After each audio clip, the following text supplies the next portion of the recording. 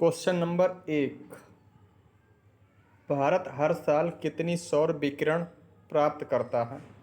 जो इंडिया है एक वर्ष में कितनी कुल सौर विकिरण को प्राप्त करता है? तो ये करता है 5000 मिलियन किलोवाट घंटा।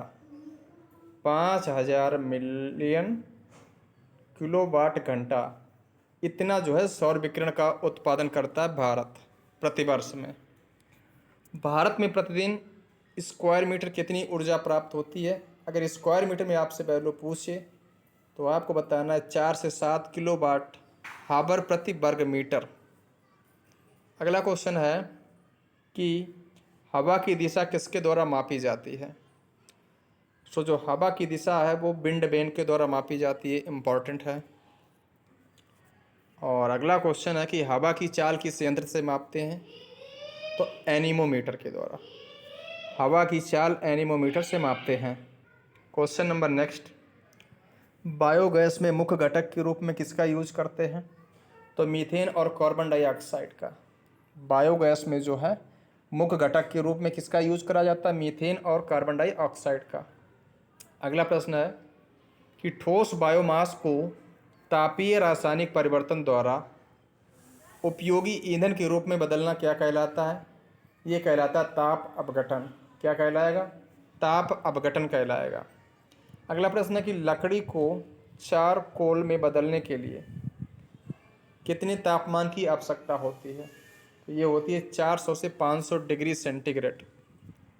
नेक्स्ट, अगला कि गैसीकरण की कितनी अवस्थाएं होती हैं? तो कुल 4 अवस्थाएं होती हैं। गैसीकरण प्रक्रिया है, कैसी प्रक्रिया है? तो ये बायोमास को गैस में बदलने की प्रक्रिया है। कैसा है भैया? बायोमास को गैस में बदलने की क्रिया को क्या बोलते हैं? गैसीकरण। नेक्स्ट है कि बायोमास उत्पादन के लिए कुल कितना पीएच मान उपयुक्त रहता है? तो 6.5 से 7.5। अगला कि बायोगैस प्लांट का हृदय किसको बोलते हैं? तो ये बोलते हैं डाइजेस्टर को। जो डाइजेस्टर है इसको बायो गैस प्लांट का हृदय बोला जाता है। नेक्स्ट, अगला प्रश्न है कि तरल फ्लैट संग्राहक आमतौर पर पानी को कितने ताप तक गर्म करता है? तो ये करता है 100 डिग्री सेंटीग्रेड तक।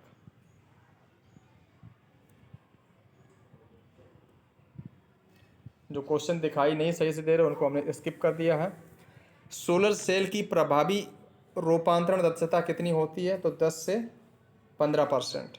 अगला प्रश्न है कि सोलर बॉक्स टाइप कुकर में अधिकतम तापमान होता है। जो सोलर बॉक्स टाइप के कुकर होते हैं उसमें अधिकतम तापमान 140 डिग्री सेंटीग्रेड तक होता है। अगला प्रश्न है कि पवन पंप चलाने के लिए आवश्यक न्यूनतम गति कितनी होती है? तो पवन पंप को चलाने के लिए जो गति होती है वो 5 से 6 किलोमीटर प्रति घंटा। नेक्स्ट,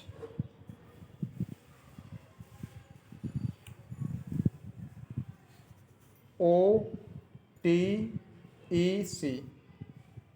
OTEC इसका पूरा नाम क्या होता है? ओशियन थर्मल एनर्जी कमीशन, ये इसका पूरा नाम होता है। वायु ऊर्जा किस प्रकार की ऊर्जा है? जो वायु ऊर्जा होती है किस प्रकार की ऊर्जा है? तो नवीकरणीय होती है। ठीक है ना, ऑप्शन नहीं हुए, नवीकरणीय यहाँ पे सही होगा। अगला प्रश्न सीधा आपसे पूछा गया है कि रेडिएशन, जो सौर रेडिएशन वो किसके द्वारा मापा जाता है? तो फारेनियोमीटर के द्वारा। अगला प्रश्न है कि हवा की दिशा किसके द्वारा मापते हैं? तो हवा की दिशा को किसके द्वारा मापते हैं? विंड वेन से। हवा की चाल एनीमोमीटर से।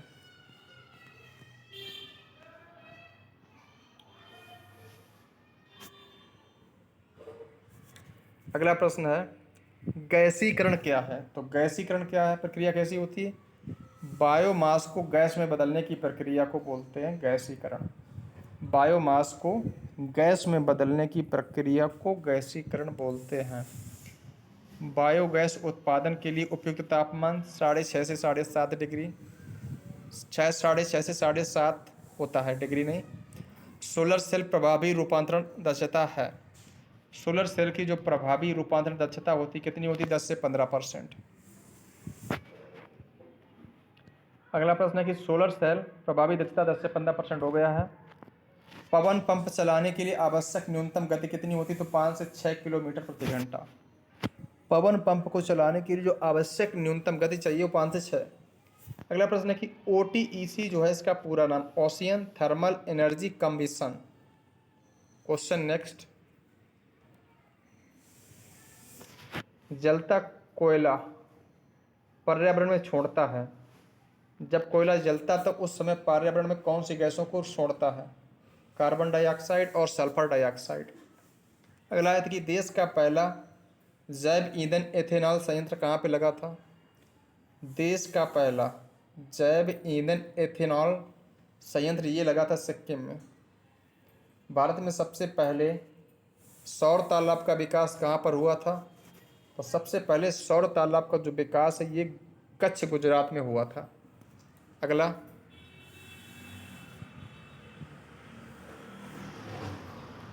संसाधन संरक्षण से संबंधित प्रसिद्ध पुस्तक स्मॉल इज ब्यूटी, पूरा नाम इसका क्या है? Small is beauty. ये किसकी है? तो ये सुमेसर की है। अगला प्रश्न है कि बायोडीजल बनाने में किस वनस्पति का उपयोग किया जाता है? यानी बायोडीजल को बनाने के लिए किस वनस्पति का यूज किया जाता है? तो रतनजोत। रतनजोत का जो वैज्ञानिक नाम है जेट्रोफा कर्कस होता है, जेट्रोफा के नाम से भी इसको जानते हैं। अगला प्रश्न है कि सूर्य की किरणों से कौन सा विटामिन प्राप्त होता है? तो very very simple question, vitamin D. Next, सूर्य के सभी रूपों में अंततः स्रोत किसे माना जाता है? तो ये है सूर्य। नेक्स्ट, अगला प्रश्न, भारत का प्रथम परमाणु रिएक्टर कौन सा था और कब बना था? तो भारत का प्रथम परमाणु रिएक्टर अप्सरा था जो 1956 में बना था। भारत का प्रथम परमाणु रिएक्टर कौन सा था भाई? अप्सरा था जो कि 1956 में बना था। ठीक है। अगला प्रश्न, शून्य ऊर्जा एक्सपेरिमेंटल थर्मल रिएक्टर कौन सा है? पूरा नाम देखो अच्छे से, शून्य ऊर्जा एक्सपेरिमेंटल थर्मल रिएक्टर कौन सा है? तो ये है जर्लिना। जर्लिना राइट आंसर होगा। अगला प्रश्न, भारत का पहला न्यूट्रॉन रिएक्टर कौन सा था? न्यूट्रॉन रिएक्टर तो था कामनी। अगला प्रश्न है कि भारत में परमाणु ऊर्जा का उत्पादन कब आरंभ हुआ था? तो परमाणु ऊर्जा का जो उत्पादन भारत में शुरू हुआ वो ये हुआ था 1969 में। अगला प्रश्न है कि भारत में परमाणु ऊर्जा का शुभारंभ कब माना जाता है? तो तारापुर महाराष्ट्र से। अगला प्रश्न है कि रावत भाटा परमाणु केंद्र कहाँ पे है? तो रावत भाटा राजस्थान में है। रावत भाटा परमाणु केंद्र कहाँ पे? राजस्थान में है। अगला प्रश्न, अगला प्रश्न है कि अगला प्रश्न है कि चूखा जल विद्युत परियोजना किन दो देशों की संयुक्त परियोजना है? काफ़ी इंपॉर्टेंट है ये नाम। चूखा जल विद्युत परियोजना जो है किन दो देशों के बीच की परियोजना है? ये तो भारत और भूटान की है। अगला प्रश्न है कि भारत की प्रथम जल विद्युत परियोजना कौन सी और किस नदी पर बनी हुई है? भारत की पहली जल विद्युत परियोजना की बात करी जा रही है। भारत की प्रथम जल विद्युत परियोजना की हमसे बात करी जा रही, तो इसका तो राइट आंसर होगा शिव समुद्रम, जो कि कावेरी नदी पर बनी हुई है। ठीक है। चलिए नेक्स्ट, कौन सी गैस वायुमंडल की स्थायी गैस नहीं है? तो कार्बन डाइऑक्साइड वायुमंडल की स्थायी गैस नहीं है। विश्व पर्यावरण प्रतिवर्ष कब मनाते हैं? 5 जून को। और ओजोन परत संरक्षण दिवस कब मनाते हैं? 16 सितंबर को। 16 सितंबर को प्रतिवर्ष जो है ओजोन संरक्षण दिवस के रूप में मनाया जाता है। अगला प्रश्न है कि विश्व वानिकी दिवस कब मनाते हैं? ये बच्चों क्या वानिकी है? विश्व वानिकी दिवस कब मनाते हैं? तो 21 मार्च को ये मनाया जाता है। अगला प्रश्न है कि मेघ गर्जन वायुमंडल की किस परत में होता है? तो मौसम संबंधी जो भी एक्टिविटी होती हैं ये क्षोभ मंडल यानी ट्रोपोस्फियर में घटित होती हैं। वायुमंडल की सबसे निचली और पहली परत का नाम क्या है? क्षोभ मंडल मीन्स ट्रोपोस्फियर। वही लगभग 8 से 18 किलोमीटर की दूरी पर पाई जाती पृथ्वी से। हाइग्रोमीटर से क्या मापते हैं? तो वायुमंडल की आर्द्रता, जो वायुमंडल की आर्द्रता है ना, उसको मापते हैं हाइग्रोमीटर से। स्वर्णिम क्रांति का संबंध किससे? तो ये है भैया उद्यान कृषि से। जो स्वर्णिम क्रांति, इसका संबंध किससे है? इसका संबंध है उद्यान कृषि से। Moving forward, question number next. अगला प्रश्न है कि एक अश्व शक्ति कितने वाट के बराबर होता है? तो स्थितिज ऊर्जा का सूत्र क्या होता? तो पीई बराबर क्या होता? पोटेंशियल एनर्जी बराबर होता mgh। सिंपल है, इसे याद कर लो आप। अगला प्रश्न है कि गैस की शताब्दी किसको कहा जाता है? गैस की शताब्दी किस वर्ष को बोला जाएगा? तो 21वीं सदी को जो है गैस की शताब्दी के नाम से जानते हैं। कार्बनिक पदार्थों का दहन क्या कहलाता है? तो बायोमास दहन। जो कार्बनिक पदार्थ होते हैं उनका दहन क्या कहलाएगा? तो उनका दहन कहलाता है बायोमास दहन।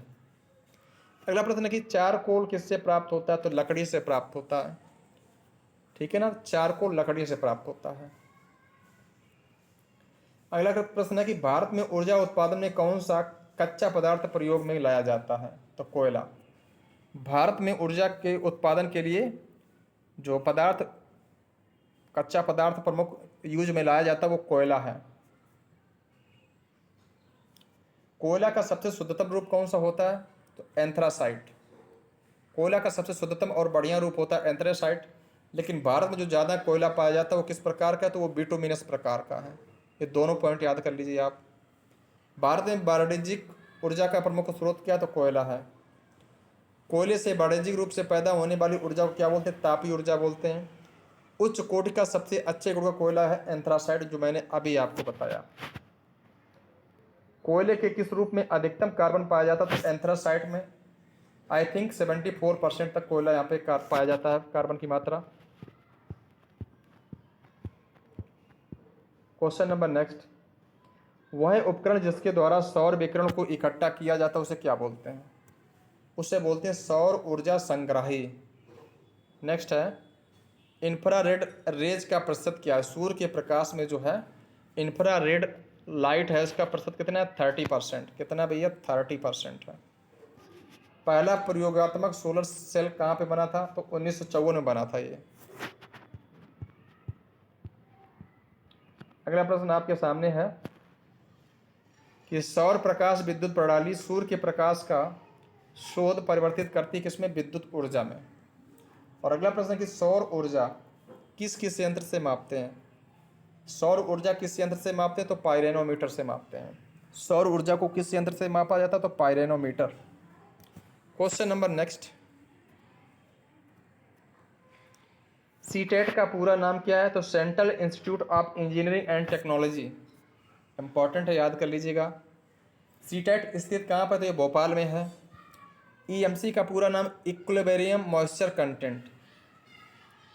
ईएमसी का पूरा नाम क्या है? इक्विलिब्रियम मॉइस्चर कंटेंट है, ठीक है। ईएमसी का पूरा नाम इक्विलिब्रियम मॉइस्चर कंटेंट। और एलएसयू का पूरा नाम लुसियाना स्टेट यूनिवर्सिटी। एलएसयू का पूरा नाम होता है लुसियाना स्टेट यूनिवर्सिटी। अगला प्रश्न।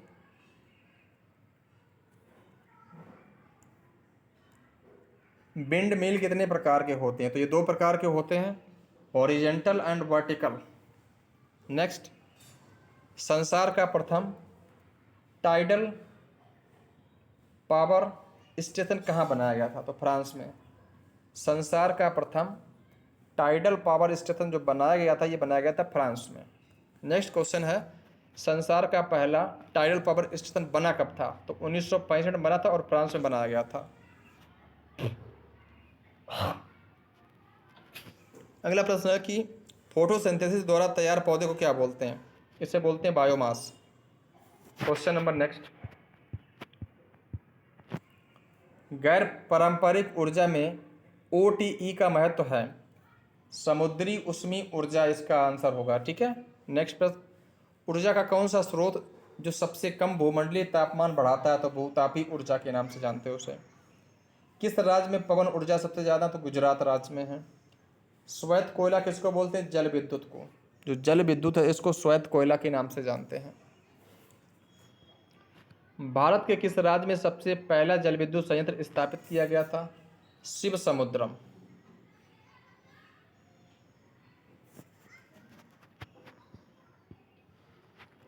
कोयले के एक्स हैं, तो कोयले के जो एक्स हैं वो एंथ्रासाइट है, लिग्नाइट है, पीट है और बिटुमिनस है, ये 4 होते हैं। लिग्नाइट में कार्बन की बात करी जाए तो 35% होता है।